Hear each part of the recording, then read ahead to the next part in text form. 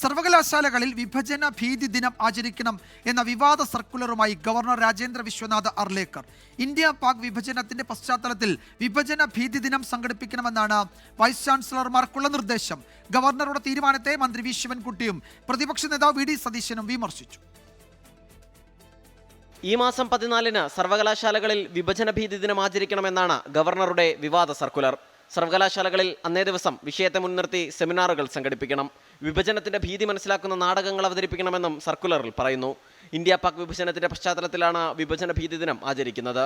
തീരുമാനത്തെ വിമർശിച്ച വിദ്യാഭ്യാസ മന്ത്രി വി ശിവൻകുട്ടി. ഇങ്ങനെ ഒരു ദിനം നമ്മൾ ആദ്യമായിട്ട് വയ്ക്കുക. അദ്ദേഹത്തിൻ്റെ ഏത് അധികാരം ഉപയോഗിച്ചാണ് അങ്ങനെ ഒരു ദിനം ആചരിക്കാൻ അദ്ദേഹം ആഹ്വാനം ചെയ്തതെന്ന് സംബന്ധിച്ച് എനിക്ക് മനസ്സിലായിട്ടില്ല. അങ്ങനെ ഒരു അധികാരമൊന്നും അദ്ദേഹത്തിനില്ല. സംസ്ഥാന സർക്കാരിന് സമാന്തരമായി ഗവർണർ തീരുമാനങ്ങൾ എടുക്കുകയും പ്രവർത്തിക്കുകയും ചെയ്യുന്നത് ഭരണഘടനാ വിരുദ്ധമാണെന്ന് പ്രതിപക്ഷ നേതാവ് വി ഡി സതീശൻ പ്രതികരിച്ചു. ഗവർണറെ പ്രതിഷേധമറിയിക്കാൻ മുഖ്യമന്ത്രി തയ്യാറാകണമെന്നും പ്രതിപക്ഷ നേതാവ് ആവശ്യപ്പെട്ടു. 2021-ൽ പ്രധാനമന്ത്രി നരേന്ദ്രമോദിയാണ് വിഭജന ഭീതി ദിനം ആചരിക്കണമെന്ന നിർദ്ദേശം മുന്നോട്ട് വെച്ചത്. കഴിഞ്ഞ വർഷം UGCയും സമാനമായ നിർദ്ദേശം നൽകിയിരുന്നു. 24 തിരുവനന്തപുരം.